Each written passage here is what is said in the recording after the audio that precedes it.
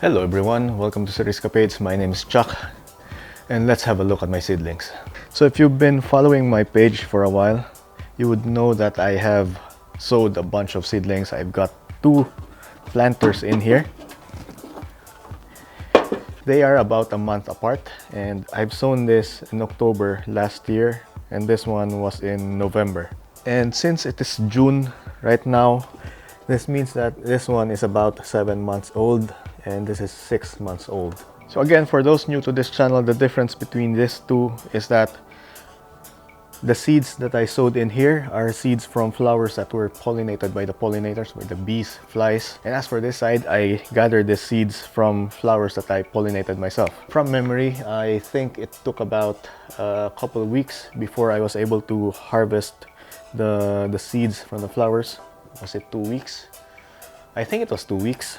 But in any case, you have to remember that there's time. You would need to give the flowers some time before they would be ready for the seeds. So if you're looking for milestone dates, there are a few that you would want to add into your timeline. The first would be the date where you did the pollination, the manual pollination.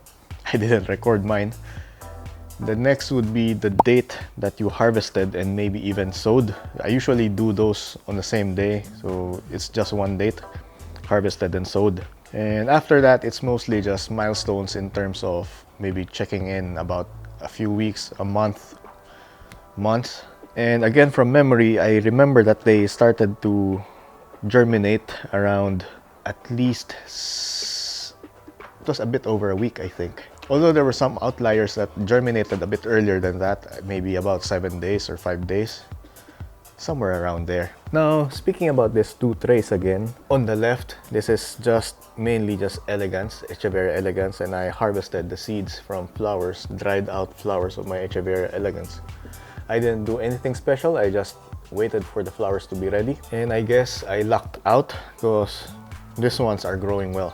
Now, I wouldn't call them pure elegans because I'm not sure if the bees or the birds or the flies gathered pollen from other plants. There's a high chance that it is indeed a full elegans, and when I say that, I mean that the pollen came from another elegans plant and just transferred over to the other elegans plant, so the two parents are elegans. If the two parents are the same, then this would likely be true to form, but if not, then this elegans would be looking a bit different. From what I can tell right now, it looks like a regular elegans, and as you can see, they are growing quite large now. But it's winter, so I'm not going to separate them yet.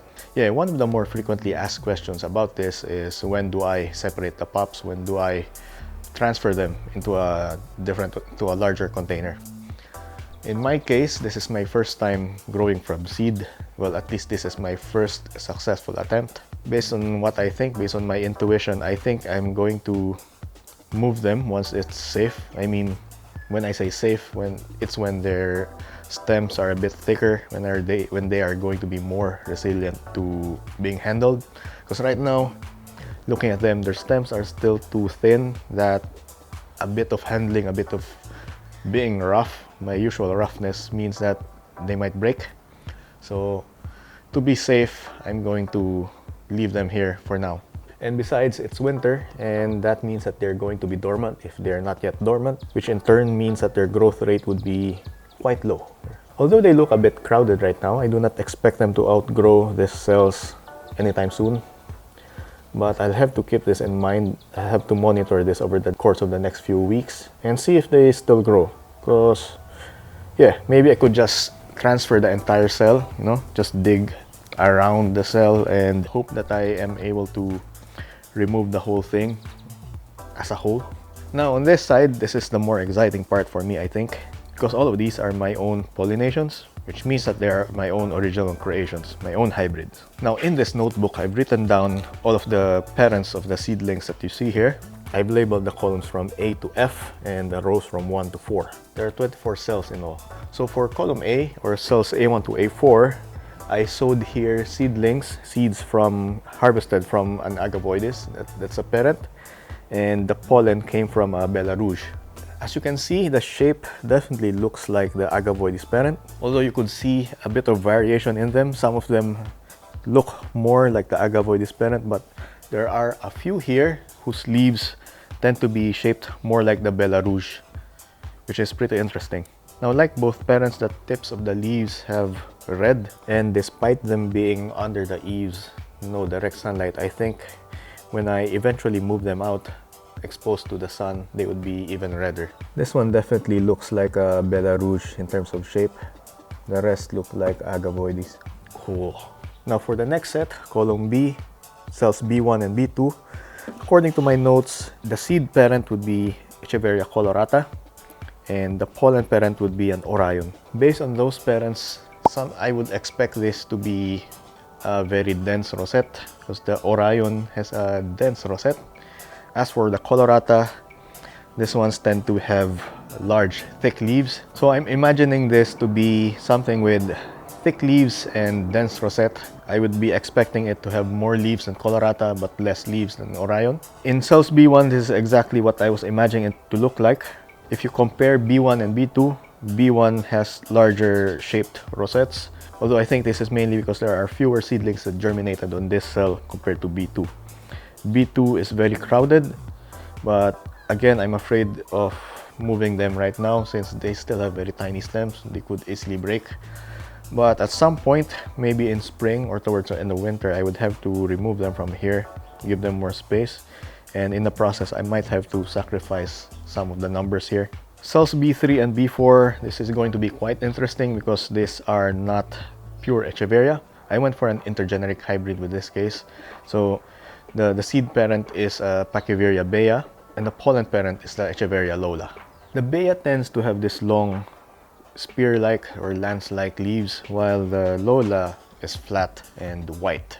So it's going to be interesting seeing how they develop. Right now, I can see two different forms. There's one here with larger and flatter leaves, while the others are small and stubby, like the bea. I can definitely see the influence of the bea. There's no markings in the leaves. It's just mainly the shape. Now next would be cells C1 to C4, and the parents here are Echeveria mira and Echeveria bluebird.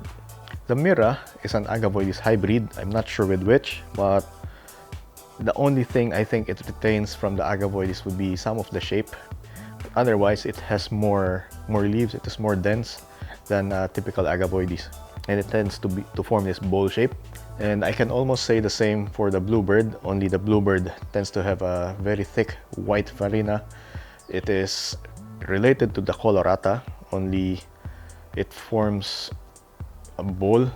For this one, I definitely imagine something that would have a bowl-shaped rosette and thick leaves.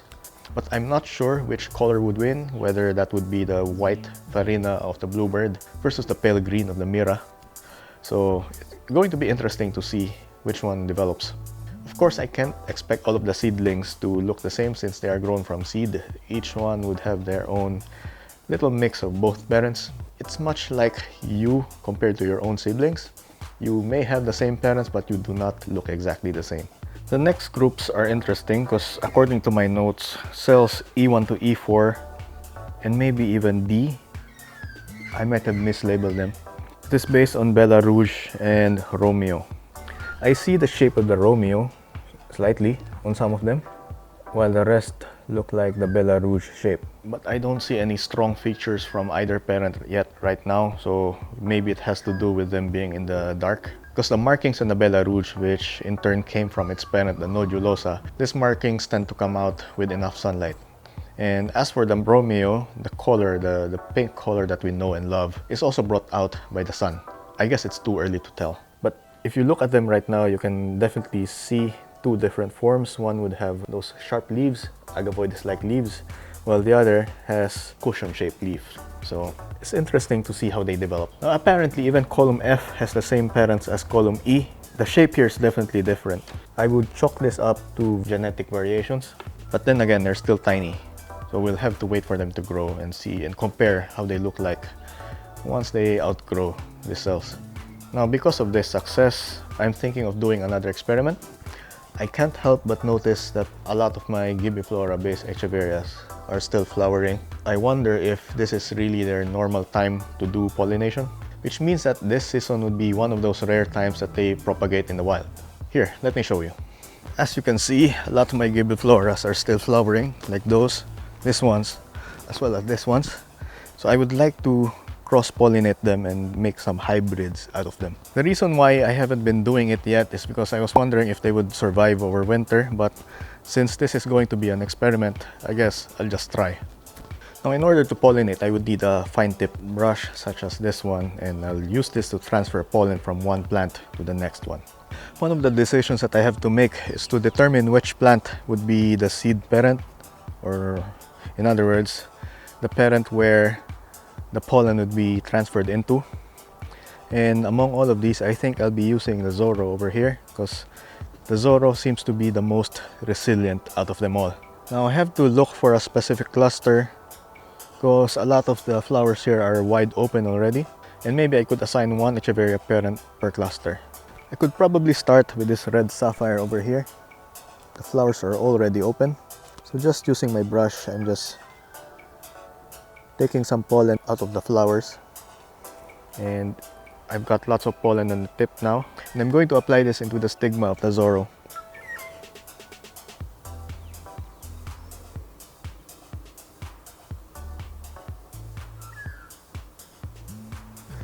I'm just getting more pollen just to be sure.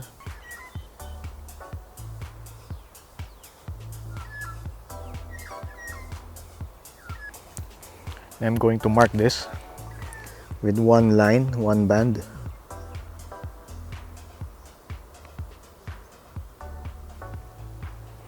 This is going to be the red sapphire. And to be absolutely sure that I pollinated the right flower, I'm going to remove some of the older flowers here. These ones haven't opened yet, so what I'm going to do is to wait for these ones to open and do the pollination again. That way I could have an increased success rate because I would have more flowers to pick from. So the first band here, red sapphire. I'm going to go around the garden and gather more pollen from other plants and make a bunch more combos, but it's going to take a while, so I'm going to spare you the trouble of viewing everything.